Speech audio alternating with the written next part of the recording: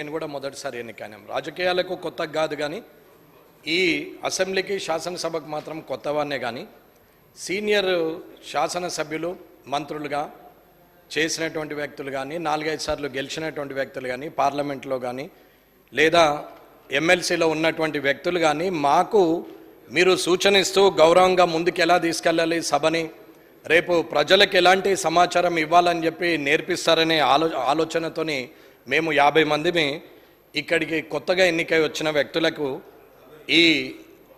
ఈ విషయాలు చూస్తూ ఉంటే చాలా ఇబ్బందిగా ఉంది. సరే, సీనియర్ శాసనసభ్యులకు వారి ఆలోచన మేరకే వదిలేస్తూ 1 మినిట్ ఇప్పుడు వెంకటరామరెడ్డి గారు 1 మినిట్.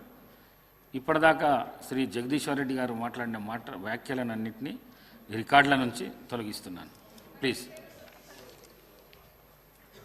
కరెంటు విషయంలో కోట్ల రూపాయలు పెట్టారు, అంకెల గారడి ఉండొచ్చు, లేకుంటే నిజమైన సంఖ్య ఉండొచ్చు.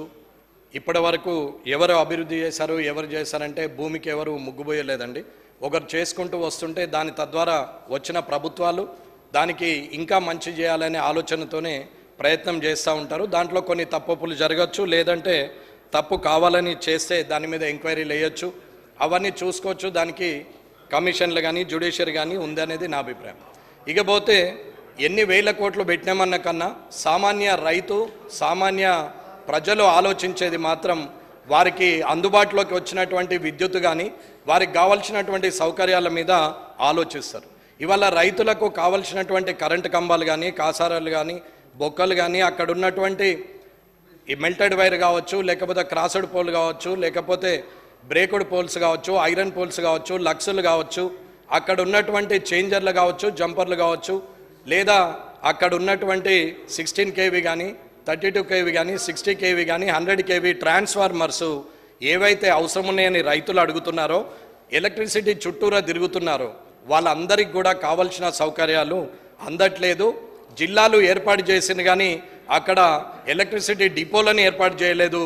ఉమ్మడి జిల్లాల్లోనే ఎలక్ట్రిసిటీ డిపోలు ఉన్నాయి. అక్కడి నుంచి డిస్పోజ్ కావాల్సిన మెటీరియల్ కోసము ఏ జిల్లాలనైతే ఉందో అక్కడి వారు తీసుకుపోతున్నారు, కానీ ఆ జిల్లా నుంచి విడిపోయినటువంటి జిల్లాకు మాత్రం అది అసౌకర్యంగా ఉందనేది ఎనర్జీ మినిస్టర్ గారు ముఖ్యమంత్రి గారు గుర్తించాలనేది కోరుకుంటున్నాను. అలాగే ఇప్పటి వరకు జరిగినటువంటి సమస్యలలో కూడా ఒక రైతు ఓవర్లోడ్ ఉంది, ఈ ట్రాన్స్ఫార్మర్ నాకు కావాలని డీడీలు కట్టి వారు పంపిస్తే ఇప్పటి వరకు రైతులకు ఆ ట్రాన్స్ఫార్మర్లు వచ్చే పరిస్థితి లేదు. ఎక్కడైతే 30 మీటర్లు దాటి ఉన్న డొమెస్టిక్లో 40 మీటర్లు ఉన్నా కానీ అక్కడ ఎలక్ట్రిసిటీ పోల్ ఇవ్వమని అంటే 30 మీటర్లు దాటిందని చెప్పి ఒక్క ఇల్లు ఉన్నా కానీ దానికి వేలల్లో బిల్లులు చేస్తూ ఎస్టిమేషన్లు చేస్తున్నటువంటి ఎలక్ట్రిసిటీ విద్యుత్ శాఖ ఉన్నది అనేది ఒకసారి గమనించాలి. ఇలాంటి పరిస్థితుల్లో రైతు కానీ డొమెస్టిక్లో ఉన్నటువంటి వ్యక్తులు అందరూ కూడా ఇబ్బందులు పడుతున్నారనేది ఒకసారి ఆలోచించాలి. ఇకపోతే మాజీ మంత్రి గారు జగదీశ్వర్ రెడ్డి గారు అన్నట్టు, లేకపోతే అధికారంలో ఉన్నటువంటి మంత్రులు అన్నట్టు కానీ ఇవాళ ప్లాట్లు వచ్చినాక వైర్లు పోయినాయి కాదు, వైర్లు పోయిన తర్వాత ప్లాట్లు వచ్చినాయని మాట్లాడుతున్నారు.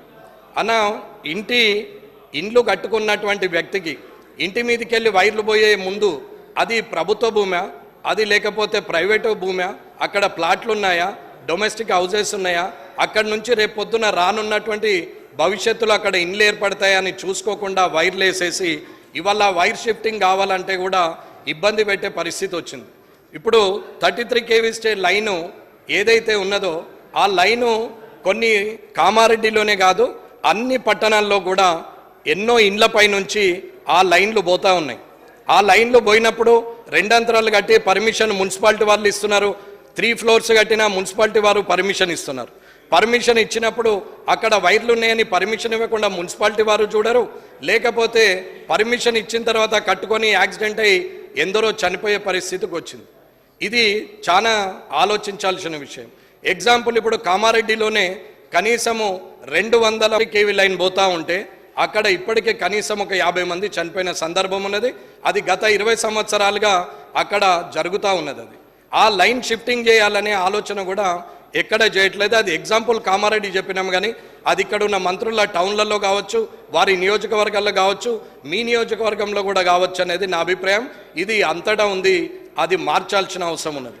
అది చేయకుండా ఇవాళ ట్రాన్స్ఫార్మర్స్ ఇవ్వకుండా ఓవర్లోడ్ కన్వర్జన్ చేయకుండా దాన్ని సరిదిద్దకుండా ఇవాళ 100 kV మీద ఎన్ని మోటార్లు నడవాలి, అది 60 kV మీద ఎన్ని మోటార్లు నడవాలనేది చూడకుండా సంవత్సరాలుగా ట్రాన్స్ఫార్మర్స్ రాకుండా డీడీలు కట్టిన తర్వాత ఒక్క సంవత్సరానికో 6 నెలలకో అవి రావడం జరుగుతున్నది. కాబట్టి ఇవన్నీ గౌరవ విద్యుత్ శాఖ మంత్రి గారు విక్రమార్క గారు కొంచెం చూడాలని, భట్టి గారు చూడాలనేది నా ఆలోచన. పోయిన ప్రభుత్వంలో వారు చేసినంత వరకు చేయొచ్చు, కానీ ఇప్పుడు ఉన్నటువంటి సమస్యలు, ఇప్పుడైతే నేను ఏదైతే చెప్పినటువంటి సమస్యలు ఉన్నాయో అవన్నీ సరిదిద్దాలి త్వరలోనే అనేది నేను సభాముఖంగా మీ ద్వారా తెలియజేస్తున్నాం.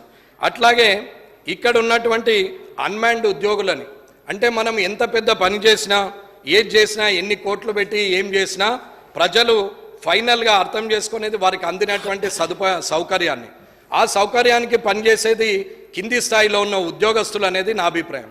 ఆ ఉద్యోగస్తుల్లో అన్మాన్డ్ ఉద్యోగులు అని చెప్పేసి వాళ్ళ పేరు పెట్టి 11,000 జీతానికి గత 15-20 సంవత్సరాలుగా పని చేపిస్తూ పోతున్నారు. వాళ్ళని ఇప్పటి వరకు గుర్తించినటువంటిది లేదు.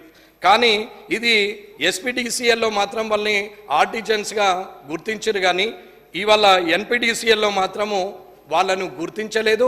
మిగిలిపోయిన ఉద్యోగులు ఉన్నారు.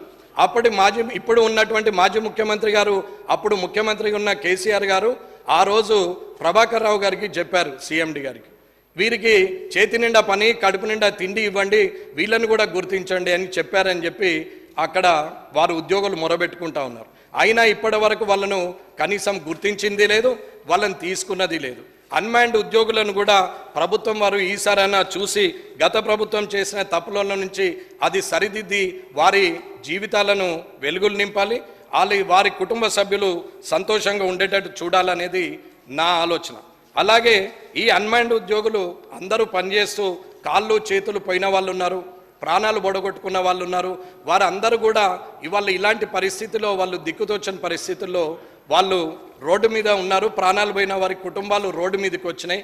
కాబట్టి అన్మాన్డ్ ఉద్యోగులను తీసుకోవాలా, వారిని సరిదిద్దాలా, ఆర్టిజన్స్గా గుర్తించాలా, వారిని ఎన్పీడీసీఎల్లో కూడా ఎస్పీడీసీఎల్లో ఎలా చేశారో అలా చేయాలనేది నా ఆలోచన అండి.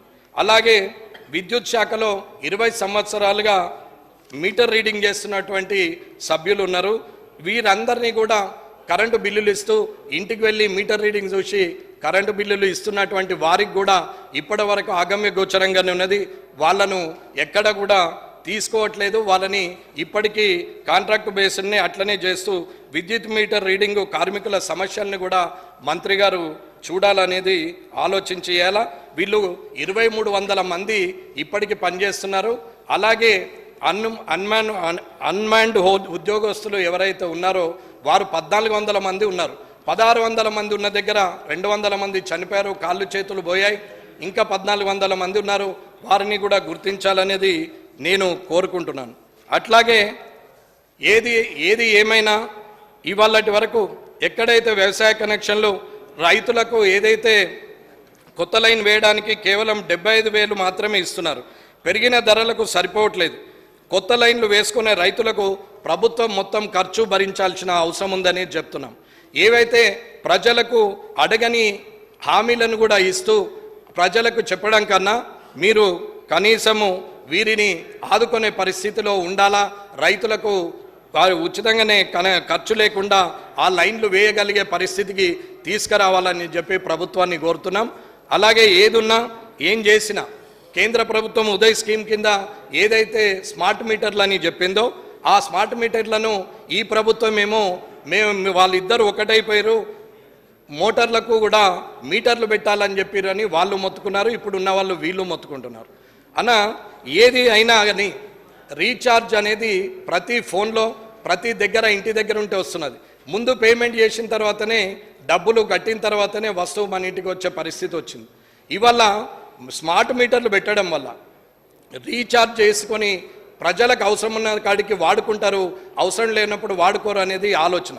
ఒకవేళ రాష్ట్ర ప్రభుత్వము ఫ్రీగా ఇవ్వద్దు, వాళ్ళకి ఫ్రీగానే ఇవ్వాలి రైతులకు అని అనుకున్నప్పుడు స్మార్ట్ మీటర్లు పెట్టినా కానీ ఫ్రీగా ఇవ్వాలనుకునే ప్రభుత్వం ఉంటే ఇవ్వచ్చు, దాంట్లో తప్పు లేదు. కానీ స్మార్ట్ మీటర్లు పెట్టమన్న కేంద్ర ప్రభుత్వాన్ని రాష్ట్ర ప్రభుత్వాలు బదనాం చేస్తూ పెట్టమన్నారు, బోర్లకు మీటర్లు పెట్టమన్నారు అని గత ప్రభుత్వము ప్రస్తుత ప్రభుత్వము చెప్తా పోతున్నారు. అది నిజం కాదు. స్మార్ట్ మీటర్లు పెట్టమన్నది ఉదయ్ స్కీమ్ కింద నిజమే. ప్రభుత్వం కానీ కేంద్ర ప్రభుత్వం కానీ ఒకవేళ ఉచితంగానే రైతులకు ఇవ్వాలని ఏ ప్రభుత్వాలు అయితే మాటిచ్చి మేనిఫెస్టోలో పెట్టుకొని ఉచిత కరెంట్ ఇస్తాం రైతులకని అన్నప్పుడు ఆ స్మార్ట్ మీటర్లు ఉన్నా కానీ ఆ స్మార్ట్ మీటర్ల మీద బిల్లు ఎంత అయితే అవుతుందో దాని బిల్లులు ఈ స్మార్ట్ రీఛార్జులు చేసుకుంటూ ప్రభుత్వం వెళ్లాల్సిన అవసరం ఉంది. ఉచితంగా ఇవ్వద్దని ఎవరు అనలేరు. మీరు ఒకవేళ ఉచితంగా ఇవ్వాలని రాష్ట్ర ప్రభుత్వాలు అనుకున్నప్పుడు ఆ బిల్లులు ఖచ్చితంగా కట్టచ్చు. కానీ స్మార్ట్ మీటర్లే వద్దు, మొత్తానికి అక్కడ ఉండాలంటే అకౌంటబిలిటీ లేకుండా డిస్కమ్లు మొత్తము ఇవాళ అప్పులలో కూరుకుపోయే పరిస్థితికి తీసుకొస్తే అది బాగుండదు అనేది ఆలోచన. ఇకపోతే ఎలక్ట్రిసిటీ విషయంలో ఎవరైతే ఆరోపణలు చేస్తున్నారో అవినీతి చేశారని ఇప్పటి ప్రభుత్వం అంటుంది. అవినీతి చేయలేదు, మేము నిజాయితీగా పనిచేసినామని గత ప్రభుత్వం అంటున్నప్పుడు హౌస్ కమిటీ వేయమని డిమాండ్ చేస్తున్నారు. మంత్రులు కూడా రాజీనామాలకు సిద్ధపడుతున్నారు.